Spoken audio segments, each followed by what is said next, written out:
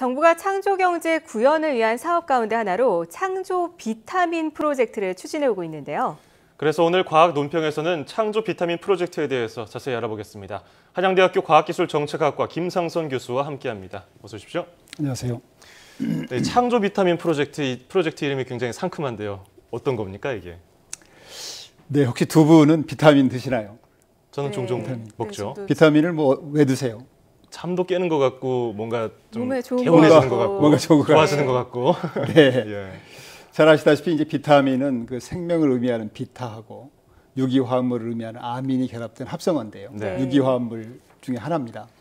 그래서 보통 동물체의 주 영양소가 아니면서도 미량으로도 동물의 어떤 발육과 영양을 유지하는 데 굉장히 중요한 역할을 하지요. 그렇죠. 보통 이제 비타민이 제대로 생성되지 않을 때에는 여러 가지 그 결핍 현상이 나타나고 있죠. 예를 들어서 우리 학교 다닐 때 배웠던 것처럼 뭐 A는 야맹증, B는 이 각기병, C는 또 괴혈병, 또 D가 뭐죠? D가 이제 구루병이라고 그래가지고 뭐 다리가 휘는 거라든가 뭐 이런 것들이 이렇게 있지요. 네. 그래서 우리 몸에 굉장히 중요한 역할을 하는데요. 창조 비타민 프로젝트라는 것도 마치 비타민이 우리 몸의 발육과 영양을 유지하는 데 중요한 역할을 담당하는 것처럼 우리가 가지고 있는 과학기술 ICT 그 강점을 이용해 가지고 모든 분야 발전에 비타민으로 이렇게 작동할 수 있게 하자. 그런 취지에서 이제 그렇게 이름을 지었고요. 예.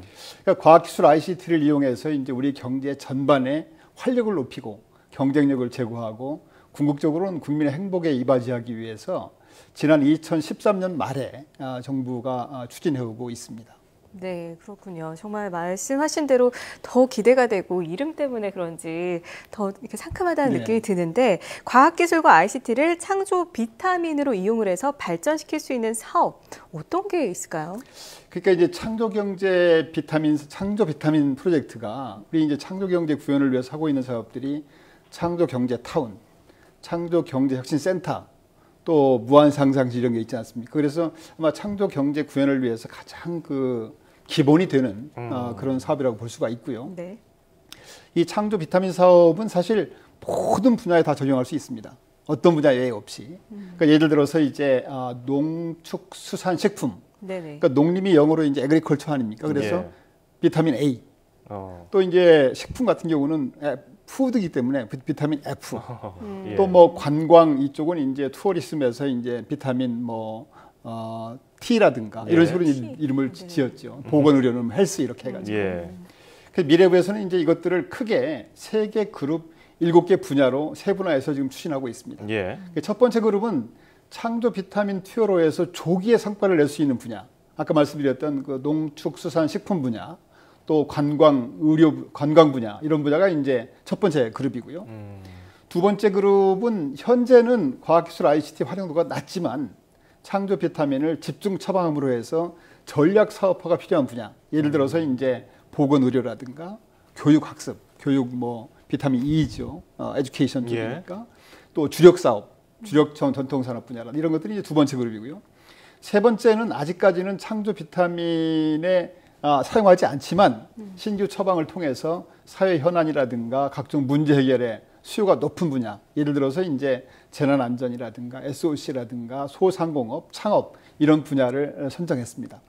이제 이게 7개 분야는 그냥 예시적으로 말씀을 드렸습니다만은 아까도 말씀드린 것처럼 이 외에 어떤 분야라도 창조 비타민을 접목해서 한 단계 이렇게 업그레이드 할 수 있는 그 가능성이 있다고 보고 있습니다. 네. 비타민이 몸에서 직접 생성되지 않는 걸로 알고 있어서 먹어야 되는 걸로 알고 있는데 그래서 부족한 부분을 알약 먹듯이 비타민 E 처방해줘라 이렇게 해주는 것 같은데 이 기존에 있던 연구개발 프로젝트 같은 게 있었거든요. 그렇다면 이 창조 비타민 프로젝트랑 다른 점이 뭐가 있을까요?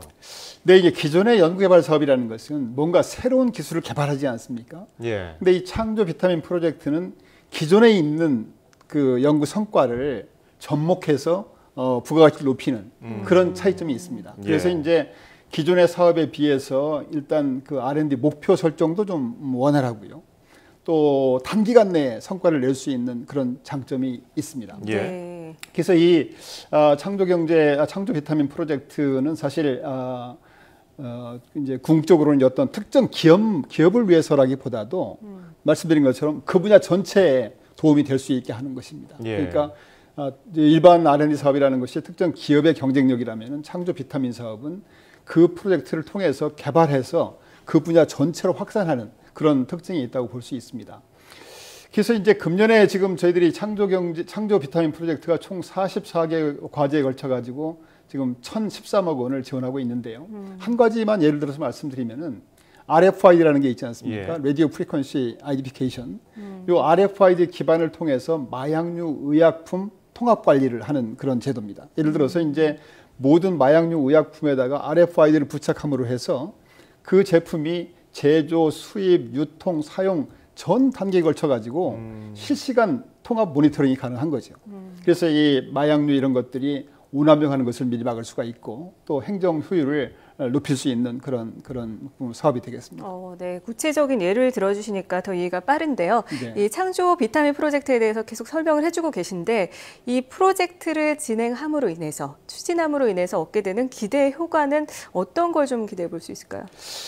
제일 첫 번째가 이제 아까 반복해서 말씀드리지만은 모든 분야에 걸쳐서 우리나라의 경쟁력을 한 단계 끌어올릴 수 있는 그런 장점이 있는 겁니다. 그러니까 이제 저희가 예전에 보면은 개도국들이 빨리 쫓아오지 않습니까? 예. 그래서 우리 예전에 이제 신발이라든가 섬유라든가 고무라든가 완구라든가 이런 것들이 한참 잘 나갔었는데 저임금으로 따라오니까 맞아요. 이걸 이제 그냥 어떻게 버렸어요. 그렇죠. 그 전에 잘 갖고 왔던 어떤 기반이라든가 마케팅 네트워크가 있는데 근데 지금 생각해 보면은 그런 것들이 다 인간 생활에 계속 필요한 것들이잖아요.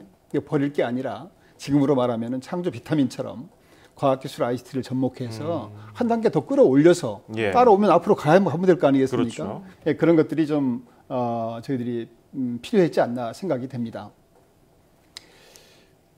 자, 그리고 뭐 이제 기본적으로 우리가 ICT 기술이 어느 정도 갖춰져서 뭐 인프라가 어느 정도 갖춰졌다 이렇게 얘기를 하고 있는데 그렇죠. 그렇다면 그 분야에도 어느 정도 좀 그렇습니다. 영향을 줄 수 있겠네요. 그래서 이제 저희가 과학기술 ICT가 굉장히 발전돼 있는데 불행하게도 이제 이것이 다른 분야하고 연계 활용하는 것이 좀 미흡했죠. 그래서 이제 창조 비타민 프로젝트를 추진하게 되면은 네. 각 분야 경쟁력을 높일 뿐 아니라 우리가 앞선 강점이 있는 과학기술 ICT 분야를 통해서 네. 다른 분야를 한 단계 끌어올릴 수 있는 그런 장점도 있다고 볼 수 있습니다. 제대로 써먹을 수 있는 기회가 이번에 온 것 같네요. 그렇습니다. 네. 자, 그렇다면 이 성공적인 이 추진이 되려면 어떤 부분에 좀 더 신경을 써야 될까요?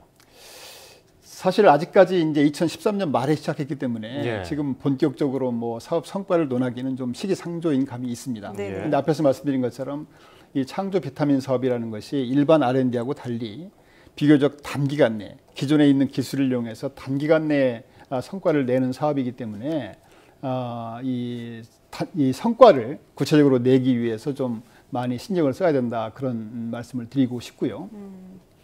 그러기 위해서는 이제 또 이 사업이 어떤 특정 기업만을 목적으로 하지 않고 그 분야 전체를 끌어올리는 사업이기 때문에 예.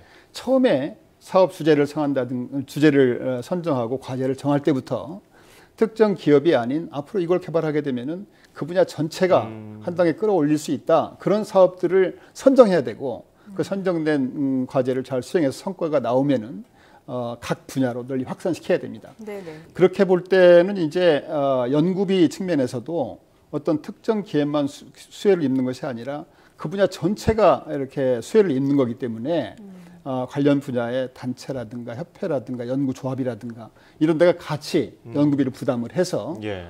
정부의 어떤 연구비 한정된 여건도 극복을 하고 동시에 뭐 기업도 기여할 수 있는 그런 것들이 되지 않나 생각이 됩니다. 네.